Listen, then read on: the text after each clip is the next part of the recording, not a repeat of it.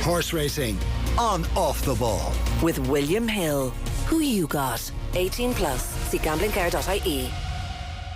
We've wheeled out the big guns for the final day of the Cheltenham Festival. It is Gold Cup Day. John Duggan and Thom Malone are with us. Gentlemen, you're both very, very welcome.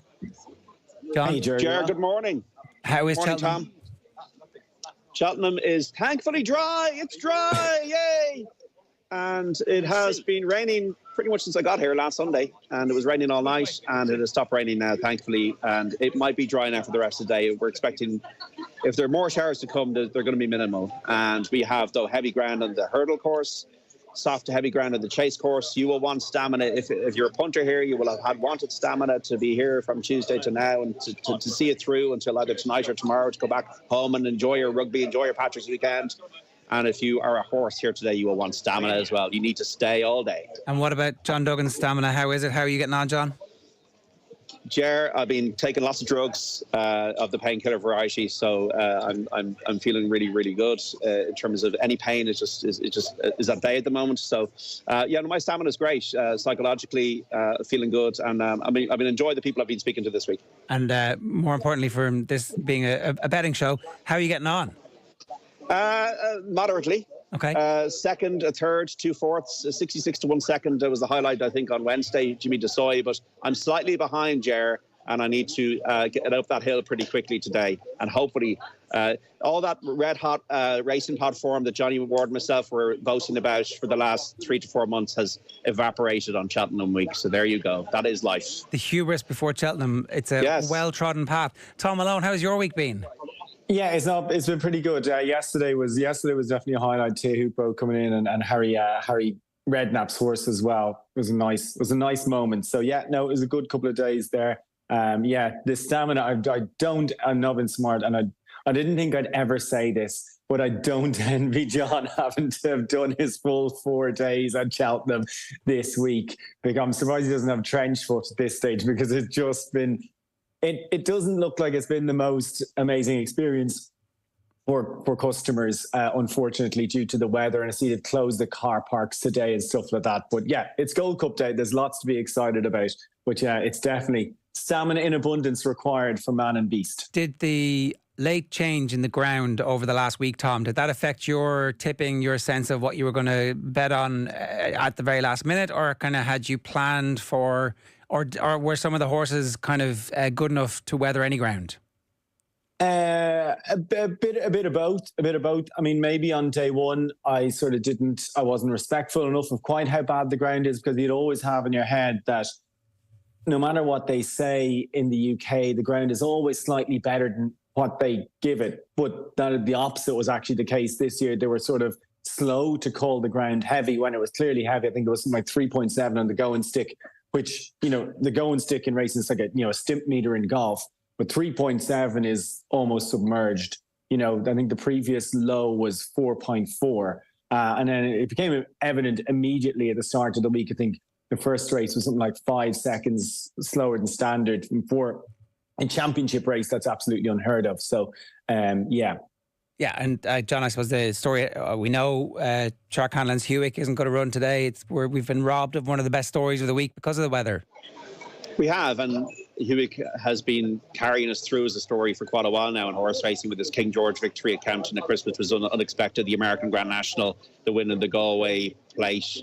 But the ground is it's not worth risking him. If they think he's got a chance in the Grand National at Aintree next month, where the ground could be completely different, it's not worth risking maybe losing his chance there to run here in the Gold Cup, where he doesn't perform and he has a hard race, and then he could be pulled up or fall. So I think you got to look after the best interest of the horse, and they've got another day and another big story day, which will be Aintree in April. Okay, so just on that, I mean, the big winners here could be Aintree and Punchestown. I mean, if Nicky Henderson gets his horses right and he goes and brings Constitution Hill and the likes of Sergino to Punchestown on good ground, then we've got a brilliant thing to look forward to in 7 weeks' time in Kildare. Yeah, I think we'd all be pretty happy about that. It kind of it takes this narrative and it finishes it in really one of the best meetings in the year, which is now on Irish soil. And who knows, maybe Punchestown steals a bit of Cheltenham's lustre over the next few years. Yeah, I wouldn't. And look at the Gold Cup today, and so many of those at the top of the market who could be inconvenienced by the softer going. We just think, well, if it doesn't work out today, you actually have, 7 weeks till Punchestown. You can get a horse right for that, and you'll get hopefully good ground. Let's talk about the Gold Cup then. Unless, John, there's anything specific you want to reflect on yesterday before we get into this. No, the footballers were good fun. Alex Ferguson, Harry Redknapp, Brian Robson, Sam Allardyce all around. That was all good fun. But no, I think once we're getting towards Friday morning, it's all about the Gold Cup, nothing else really. Okay. Galopin Des Champs is touching his odds on now in places. Is that just because that's the horse that most people recognise and the market is not as smart as it thinks? Or is that because this is the outstanding horse in the field? For me, it's because he's a stayer. And he was doing his best work in the race, Ger and Thom, last year at the end of the race. Willie Mullins has always felt he's a stayer. He won a 3-mile hurdle at Punchestown.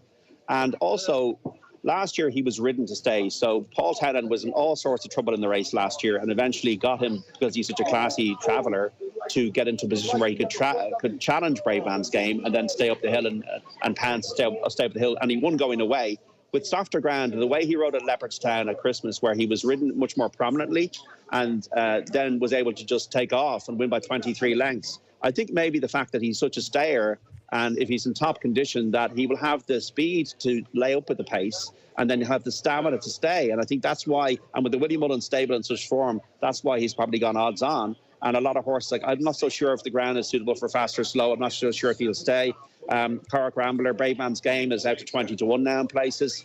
Once again, there might be the feeling that he doesn't stay. Jerry Colomb is attracting support in the market. Nasalam and Monkfish at bigger prices. But I just think that actually the ground might be going in Galopin Des Champs' favour because we know he's going to get the distance, and other horses have to prove that.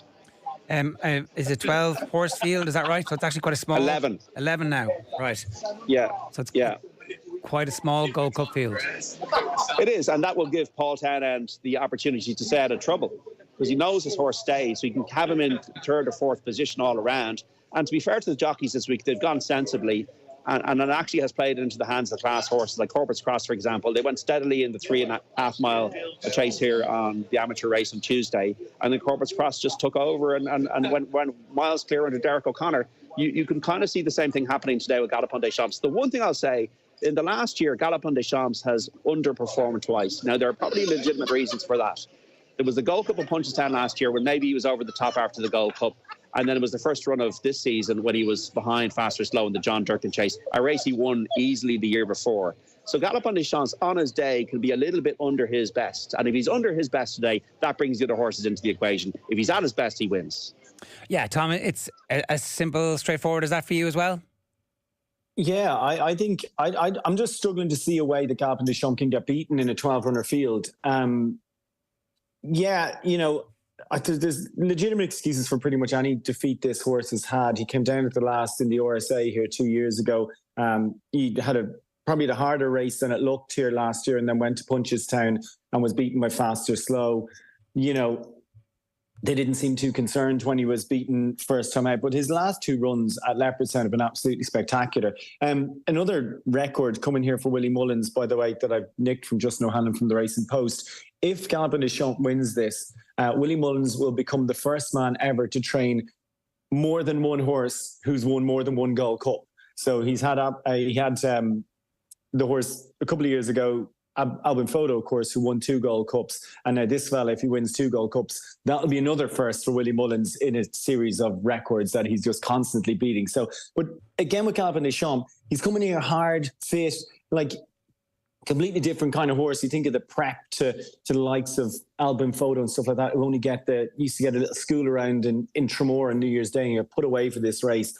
I just can't see a way that he can get beaten, because if there's no pace on early, he can just jump and try and make his own ground. He probably won't do that, because he'd be amazed if someone doesn't go forward and try and take control of this race. If they do go a million miles in front, it's fine. He can sit and wait. The horse used to be keen. He's now completely settled down. His stamina is an asset. His jumping's an asset. Like when you look at all the short price favourites this week, Galopin Des Champs is absolutely perfectly backable at a shade of odds on 10 to 11. If you are looking at bigger price horses to bring into this, maybe horses that could plug on at a big price, maybe something like Monkfish or Nasalam. But I think Gentleman's Game is the one each way at 25-1. Yes, we've got Brave Man's Game. I think he just needs it better. I'd love to see Brave Man's Game come back. I thought he'd run, I'm disappointed with him this year. He's run second 3 times, including second to Hewick in the King George, and probably they made too much use of him. But maybe for Mouse Morris, Gentleman's Game, the ground just really brings him into it. I'm not sure he's good enough to beat Galopin Des Champs, but I'd say you get extra places for if you're playing each way in Gentleman's Game. He's 25-1. He's one that will handle conditions. He's coming there fresh, a good horse. Look, he's plenty to find with Galopin Des Champs, but maybe he's one. Like, I think everything else in the field, Galopin Des Champs clearly has their mark. And maybe Gentleman's Game is one that could spring, if not a surprise, certainly chase him home. Okay, actually out to 28-1 at the moment with William Hill. Gentleman's Game is an each way shout from Tom. Can you just talk to me a little bit about the Martin Brazel horse, Fast or Slow, John? I mean, if Martin Brazel was to win a Gold Cup today, it would be a remarkable story. It would be, and Fast or Slow has been to the festival twice and for handicap races, and he's been beaten very narrowly twice, including in that great race last year that Carr Grambler won, and Carr Grambler went on to win the Grand National. He's become a graded horse with that win at Punchestown in the Gold Cup last year, beating Brave Man's Game and Galopin Des Champs. He's had a breathing operation since his defeat at Leopardstown last time to Galopin Des Champs. He's 8 years of age now. He's only run over rules 14 times, so one would expect that he has improvement in him. My sense, though, is he just lacks a little bit of class for this race, Ger and Tom. I also must prove to me that he stays on heavy, soft ground, as well as some of the other horses. We know Galopin Des Champs does that. It is an extra quarter mile today for Fast or Slow, and he hasn't been able to get in front in a handicap hurdle and a handicap chase here at Cheltenham. That would put me off him. For me, he's a negative. I completely agree with Tom. For my video this morning, I put up the each way horse for the Gold Cup as Gentleman's Game. It's only his 4th run over fences, so he is inexperienced, but he won his point to point. He was a decent hurdle horse. He was 3rd in the stairs hurdle at Punchestown. He beat Brave Man's Game at Wetherby earlier this season, and people say, well, he can't run fresh, but he won his chasing debut after an 8-month break. He jumps well. He's got place claims. I think he'll love the hill. It just depends whether he has speed or not. He might get outpaced, and he might be plugging on, and he might be too outpaced to get into the frame. But Mouse Morris is a genius of producing horses for races. Back to the 1980s with Buckhouse, who won the champion chase in 1986. He won a stairs hurdle with Trapper John. He's the Gold Cup winner with War of Attrition. He had 2 Grand National winners at Aintree and Ferryhouse. He knows how to do this, Mouse. He's a well-loved character in the game. I think Gentleman's Game, I completely agree with Thom Malone that he is the each way bet for me. Okay, great price, 28-1 at the moment. We're recording this live at 10:15 this morning, so if you get a little bit later on, there might be some price movements. Check them out. Is there anything else from the Gold Cup, or will we go through the earlier races in the card, JD? Well, I just think there's some fascinating runners here. This horse was seen as the real deal a few years ago. He's only had 3 runs in 3 years. He's now 10 years of age. He won the novice hurdle here over 3 miles. He won the novice chase here as well. He loved the conditions. He won the big hurdle race at Goran Park there on Thyestes Day. If we see the best Monkfish, he could be a fascinating runner. Nasalam just keeps going forever. If this race was 10 miles, he'd win it. He won the Welsh National in desperate ground like today by 34 lengths. So he'll just keep on going. But you just have to think that these horses might just lack the class of Galopin Des Champs. You got L'Empresse in there who like the ground. There is money for Jerry Calam, who was beaten by Galopin Des Champs at Christmas, 2nd here at the festival last year. Maybe he's better than he was at Christmas, and he's getting the each way money today against Galopin Des Champs. Jerry, sorry, the one thing I did say that the only problem maybe for Galopin Des Champs is if he has to go too soon. If he has to go too soon and maybe idles in front or gets stuck up the hill slightly, and a few of these might just kind of keep staying on, as John says, that's the only potential weakness. But the way Paul Townend is riding, I can't actually see that happening. Fast and Slow would be a great story. That wind surgery he's had, it's not a certainty of what exactly they have done, but generally, first run after a wind surgery is a horse's best performance. It just opens up their airways a little bit, and they can just breathe a little bit easier. So Fast and Slow was feeling something in his breathing. The best run they tend to have after they have that little procedure is their first run. So that is a slight positive for fast or slow, just whether he's good enough. Okay, so we're kind of talking ourselves out of the class horse of the race and you're picking nits at odds on the Gold Cup. That's what you have to do. Yeah, absolutely. You just have to look at the price. Look, I think I'm a massive Galloping des Champs fan, and you just think of all the short price favourites we've had this week. 10 to 11, 5 to 6 is a very fair price about a horse who's been here, done that, has beaten all the main contenders in the past, and it doesn't appear to be a sort of a standout young horse to come and dethrone him. Okay. JD, do we have a specific charity bet today? Do you want to do that next? Yeah, so Gentleman's Game is one of them, 25 each way on him from William Hill. But my nap of the day is in the 250. This is the 3 mile novice hurdle. And I really do fancy this horse quite strongly. Now, he's not that popular in the market. I'm just going to bring up the market here for the 250. This is the Albert Bartlett novices hurdle, because Reed and Tommy Wrong is a strong favourite for Paul Tennant and Willie Mullins, who was the winner of the Lauders of Nace novice hurdle. But I do like Dancing City, who's out actually now to 10 to 1 in places. Dancing City was second at Punchestown last year behind Ballyburn with Slade Steele in third. Slade Steele won the opening race here on Tuesday. Then he kind of took a while to get going earlier this season, but won well at Leopardstown last time over 2 miles and 6 furlongs with Danny Mullins in the saddle. He was an outsider of the Willie Mullins contingent that day. And I just think he will be suited to the test of 3 miles of soft ground where they just need to keep galloping and going. As I said, 10 to 1 in the market, but Dancing City for me is a horse that I do think has got a really big chance of reaching the frame and possibly winning here. Now, he is, as I said, friendless in the market, as is Reedy and Tommy Wrong. Gidley Park and Captain Teague are the ones attracting support, but my each way nap of the day is Dancing City in the 250. Okay, that's the Albert Bartlett, right? Yeah, that's Albert Bartlett. What do you think of this, Tom?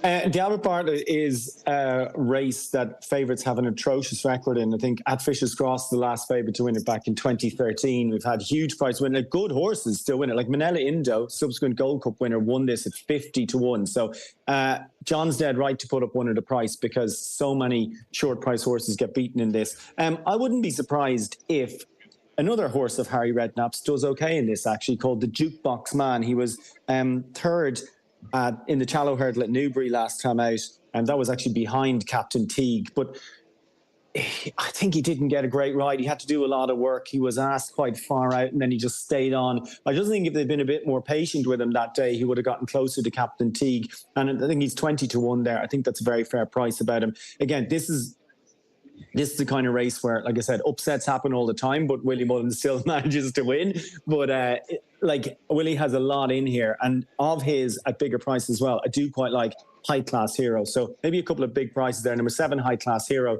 the Mount of Patrick, and also the Jukebox Man to give Harry Redknapp another winner. What do you read into Paul Townend picking? How much of it is him knowing something about the form, and how much of it is like, look, this is the one that we've been laying out for this for ages, but there's no guarantee? Like, obviously, that's the one that the market decides very quickly. Or does he look at the market and go, that's the one I'm going to go on? How does that actually happen? Paul Townend has first choice. Yeah. Sorry, John. No, go ahead. Yeah, like Paul Townend would have first choice. And certainly, from what I understand, Willie would make suggestions to him. And, between the pair of them, that would generally be the first. Obviously, unless it's something like a Jake McManus horse where, Mark Walsh would have the call on the ride. But, Paul Townend would generally have first choice, and then often the market would just react to that news. Yeah. Yeah. And yet, in a field like this, where there are so many high-quality Willie Mullins horses, it probably means a little bit less than it does in some other races. Yeah, you think so. I mean, you look at Reed and Tommy Wrong, he's won his last 4, as is High Class Hero. Dancing City has won his last 2 in a row.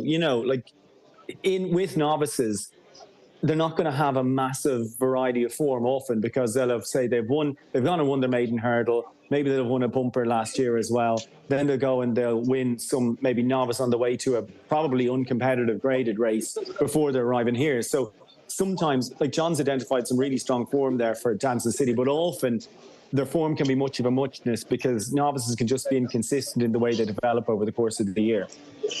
Okay, so go on. Sorry, with Reed and Tommy Wrong, I mean, he was my pick for the festival, but I'm not so sure if he's in the right race, and I'm not so sure if the ground is with him. Ballyburn is so good that's why They didn't put him in the 2.5 mile race. They put him in the longer race. But in his point, he didn't necessarily stay as strongly as other horses could. This is an absolute slog today, and this race is going to be one of the hardest races of the week for any horse here. So reading Tommy wrong, if you're 6 or 7 to 1, you'd be taking him. But at 2 to 1, I think the value is gone for reading Tommy wrong in this race. And also the form of the race that he won at Nice has not worked out because Elliott Lontique didn't run that well the other day. Okay, all right. So there's plenty of pause for thought when it comes to a 2 to 1 favourite in the Albert Bartlett, given the track record of favourites and given the fact that there is a really strong field and some depth in it as well. So Dancing City each way is John's nap. Will we go through in order? Is the Triumph Hurdle? Yeah. So 130 sure. Triumph Hurdle. So the horse that is to pick out of this race, whether he wins or not, is Mashborough. He won in France last year, a really promising appearance for him to finish third at Leopardstown. They think a lot of him in the yard, Mashborough. They really think he's a really top horse. So Mashborough is the horse to pick out of the race. But on deep ground and soft ground with a lot of form that sometimes can reverse itself. So you had Cargees, the mare, won at Leopardstown last time. It had Mashborough behind her, had Stormheart behind her, had Bunting behind her, but sometimes that doesn't translate to Cheltenham on a different day. So you've got to be taking a lot of care when you're looking at having a bet on a race like the Triumph Hurdle for 4-year-olds, unless you really, really strongly fancy something. Salver is going to love the ground, trained here in England by Gary Moore. Nürburgring is a strong travelling horse who won at Ferryhouse earlier this season for Joseph O'Brien. To me, I recommend no bet on it. It's a race to watch, but for the future, Mashborough is the one to take out. I really like Stormheart's performance at Punchestown on his penultimate run, but I do believe he needs good ground to be shown at best effect because he has a turn of foot. Paul Townend has chosen him. Yeah, that's always interesting. Tom, what do you think of this? One of my bets for the week would have been Sergino, and he is a non-runner. He's obviously part of the Nicky Henderson brigade, who are all on the sick list now. But one run, again, this is just one of those races where the form very often doesn't hold up. I'd actually say one of the most solid each way bets in this is Salver for Gary Moore, and Gavin Sheehan has won well on soft ground. Gary Moore was robbed in this race 4 years ago when Goshen was coming to win by 20 lengths, and an incident happened that I've only ever seen once in my entire life, and where he jumped the fence and then he got his feet caught in his front foot and his back foot caught in the shoe, and he slipped over and came down when he was an absolute certain winner, which is just a bizarre incident with Goshen. So hopefully Salver can come back for them. On the Sergino line of form, an interesting runner is Salvador Mundi, who's actually having his first start for Willie Mullins. He's been well talked up. He actually finished second to Sergino in France, but like I said, he hasn't been seen for Willie Mullins until today, and he's about a 9 or 10 to 1 shot, maybe each way, but certainly an interesting runner on that Sergino form line. But I'd say the most solid each way bet, I think, is Salver, because I can't really make head nor tail. I wouldn't be surprised, as John suggests there, that the Leopardstown form gets flipped on its head. And those 4 Willie Mullins horses finish in a completely different order. Okay. The pardon me. The second race of the day is a big handicap hurdle. John, sometimes you manage to sift through this to find little nuggets of gold, and sometimes it's like, oh my God, I'm not even looking at this. I'm in the latter camp. Right, lads. No, I think actually. Go on. Yeah, I think he just, when you come to the county hurdle, it's got to be Dan Skelton, because he has been the only English trainer who has really turned up this week. He's had 4 winners already. What he's done to win a Grand Annual, a Coral Cup as well, not too many traders pull that off. And I think he's going to win the county hurdle as well with Low de Sud. Short enough price now at 7 to 2 in a big race, but I think they've had this race on their mind probably since the start of the season. Could be another winner for Sir Alec Ferguson, Jed Mason, John Hales. Dan Skelton won this, I think he's won 4 county hurdles already. And I'd be actually quite strong on the chances of this horse, Low de Sud. And the other one, in handicaps, you just have to find horses who, they're... The art of training a horse is concealing its true ability from the public for as long as possible. And obviously, that's definitely the case with Low de Sud. And it might be the case as well with King of Kingsfield. He's just been given a kind of nominal mark of 140. He's the kind of horse who could be easily up in the 150s, or we don't know. It's novice form, but King of Kingsfield could be very, very classy. He's running really good novice form, but it's just slightly different in a big field. Whereas Lotus Sud, I think he's been well campaigned for this all year long. Just touched off on the Betfair hurdle last time out. And Lotus Sud is actually quite a strong selection for me in the county. Okay, so Lotus Sud are right about 4-1 at the moment with William Hill. King of Kingsfield is 6-1. What kind of a week has Gordon Elliott had, all told, JD? Mixed. Well, ultimately, he won the big championship race that he wanted to win, which was yesterday's Stayers Hurdle with Tihopu, and Tihopu was a comfortable winner. When I asked Jack Kennedy afterwards, you just said it was a straightforward win, and that's always good to see. Look, Romeo Coolio and John Duderiz both ran very well in the bumper. They just popped into one of Patrick Mullins' specials on Jasmine Devoe. So it's been I thought Firefox ran well early in the week. I think Found a 50 ran well. The horses are running well for Gordon Elliott. He just doesn't have the utter top quality of animal that Willie Mullins has at the moment. So I don't think they've done anything wrong. They've had a big winner in the big race on Thursday. Jerry Calam could have run well in the Gold Cup. So there's nothing you can really say negatively. They just have to wait and get there and see their chance. When I spoke to Jacob, are you looking forward to riding anything else today? And he said King of Kingsfield. So I think that in itself would suggest that he's a good each-way chance. He is drifting in the market. And also, Willie Mullins has just said he's worried about the ground for two of his horses, Absurge, the Mount of Paul Tennant, and Beati Stock as well. Okay, all right. So worth bearing that in mind. We've talked already about the Albert Bartlett, which goes to post at 10-3, and then the Gold Cup at 3:30.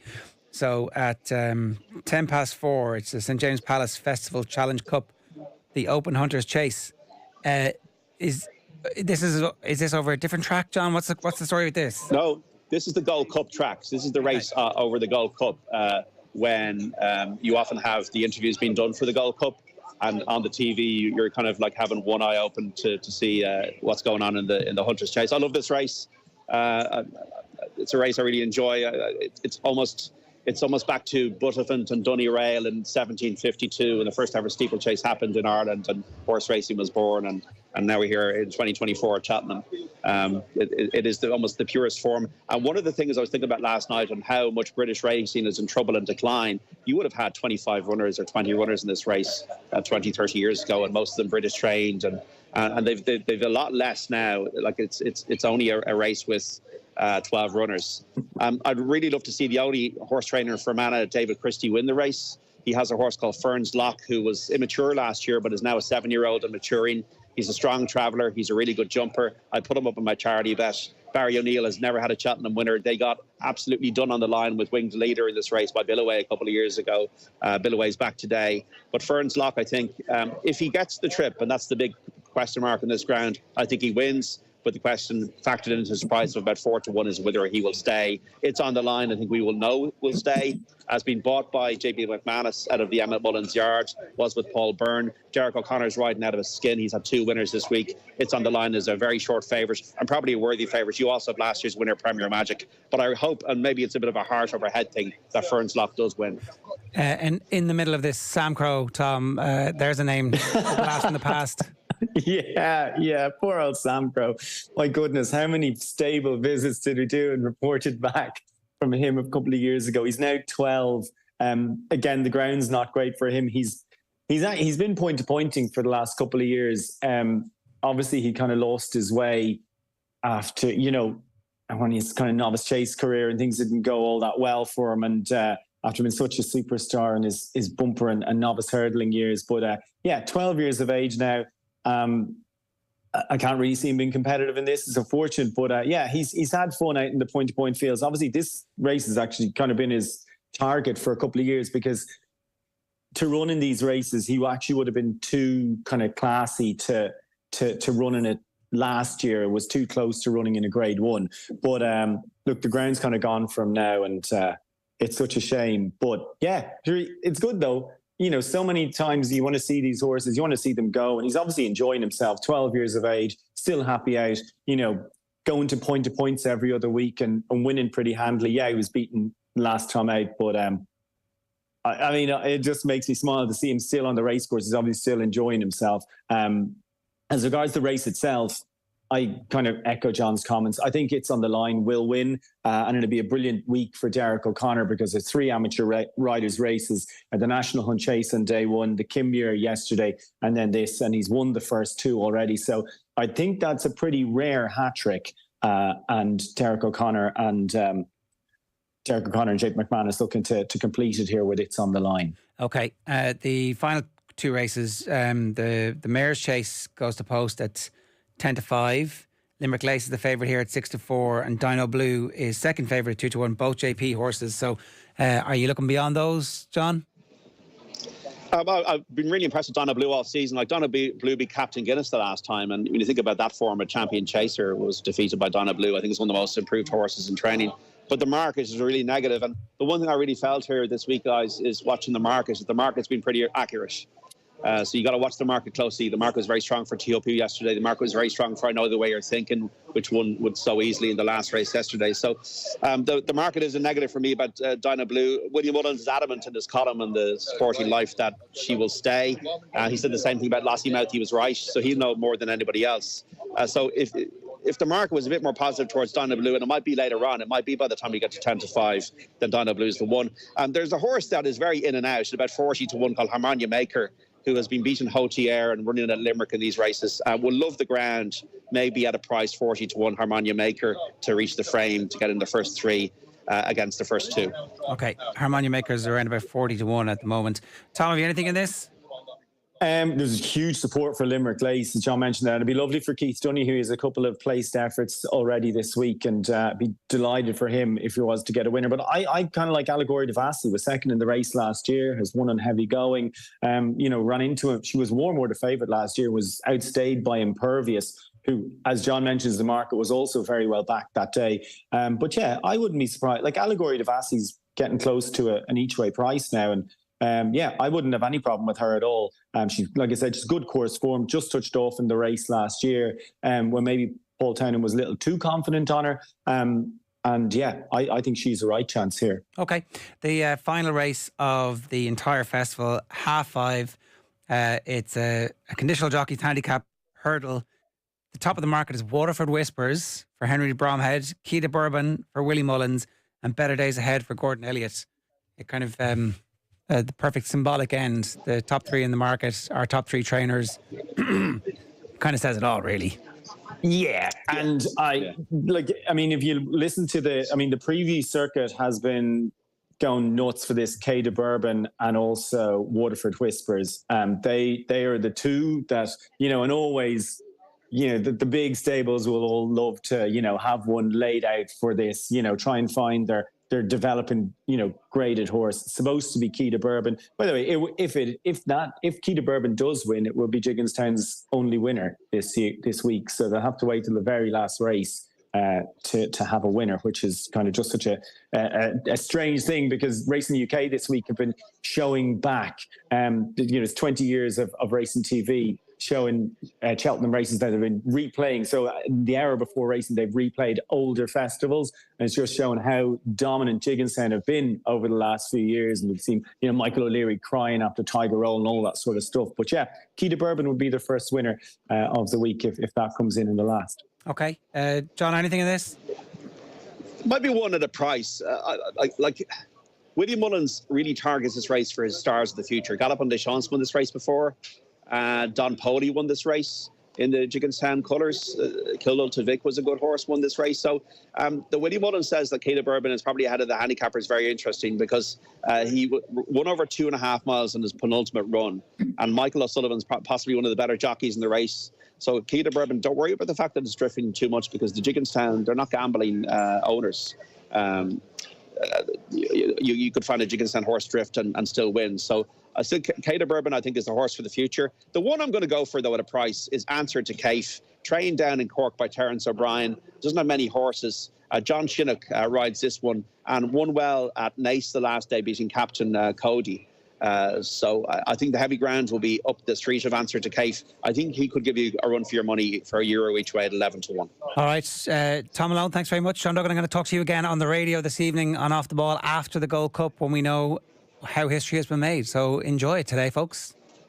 100 years. Enjoy. Cheers, folks. Horse racing on Off the Ball. With William Hill. Who you got? 18 plus. See GamblingCare.ie.